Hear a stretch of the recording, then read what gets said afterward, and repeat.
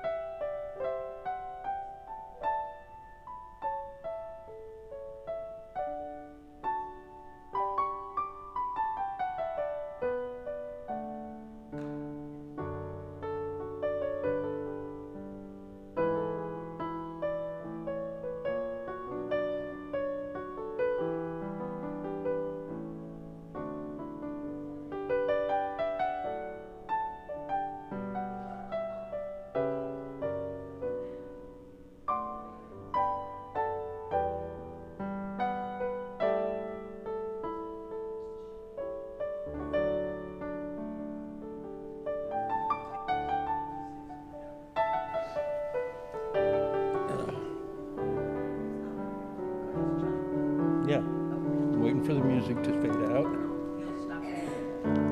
Huh? Then I'll wait for him to stop. Keep walking because he'll stop when you get Oh, okay.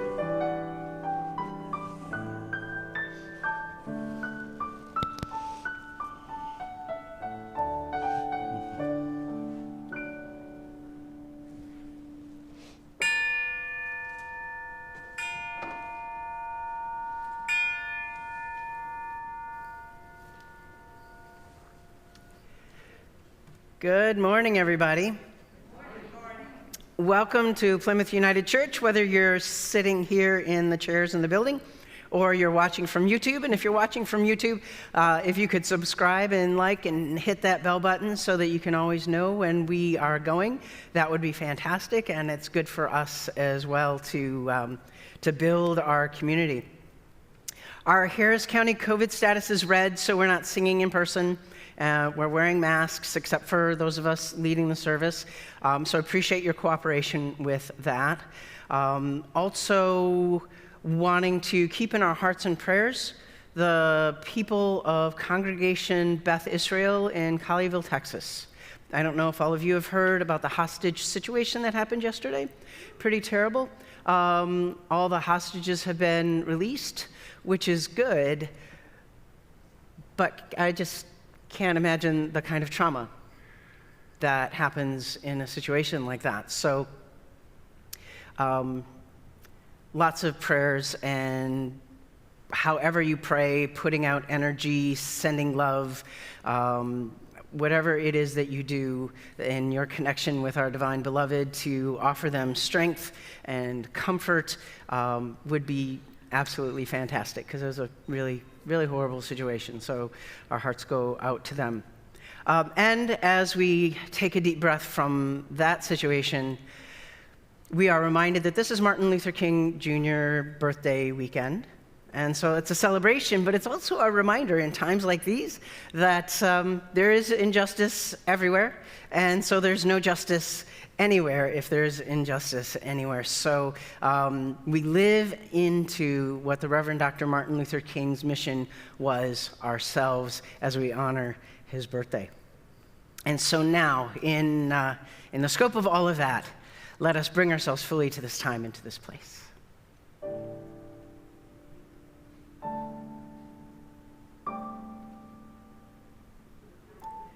With so much going on in so many different ways that our attention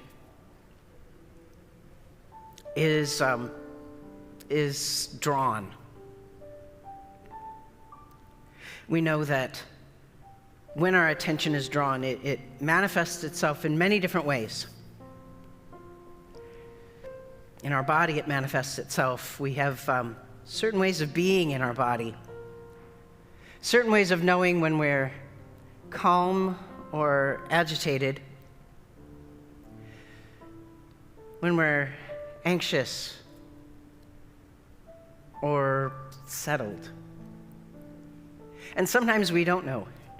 Sometimes our bodies do things that we're kind of unaware of, but other people say, oh, I can tell you're tense because your jaw has tightened. How are you aware of your body right now?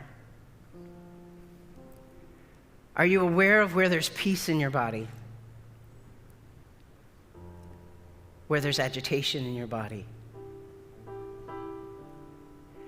And even if the agitation that you're feeling comes from a place that is absolutely justified, the places that you feel peace physically, can you send that energy to the places that feel agitated?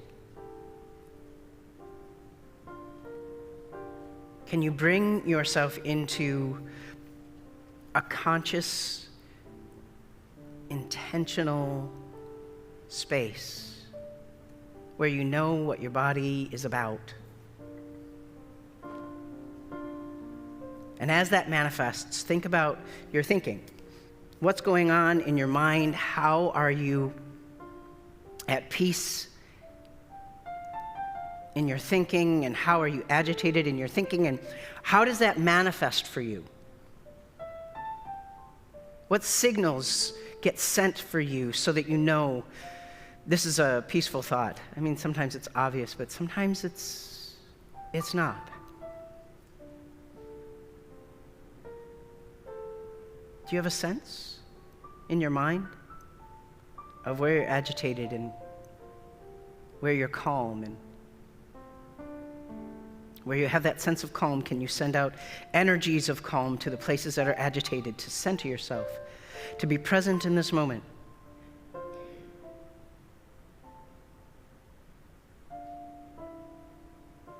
The same holds true for our emotional self. Find those places emotionally where you're feeling agitated, where you're feeling unrest, and those places emotionally where you're comforted, you're at peace, you're tranquil. Acknowledge all of it.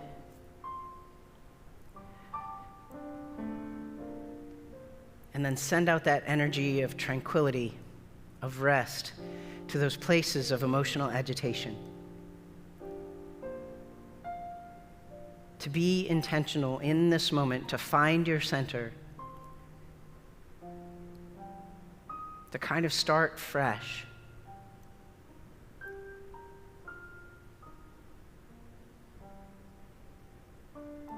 And move to your spirit.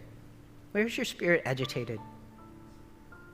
Is your spirit angry, nervous? Is your spirit peaceful, at ease, flowing? Is your spirit all of the above in many, many places?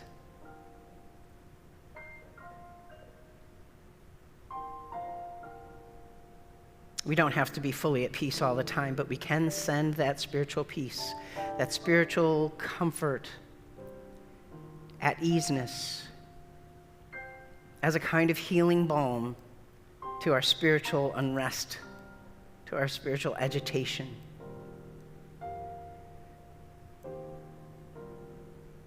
May we breathe in this balm of peace and calm this morning at this time,